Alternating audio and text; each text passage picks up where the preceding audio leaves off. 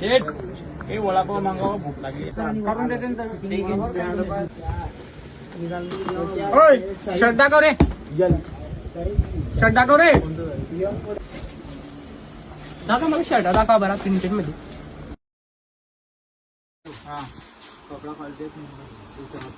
का रे कोणत्या भाषेत बोलला मी? तो शर्ट दाखवायचा समजत नाही का? शर्ट दाखवायचा.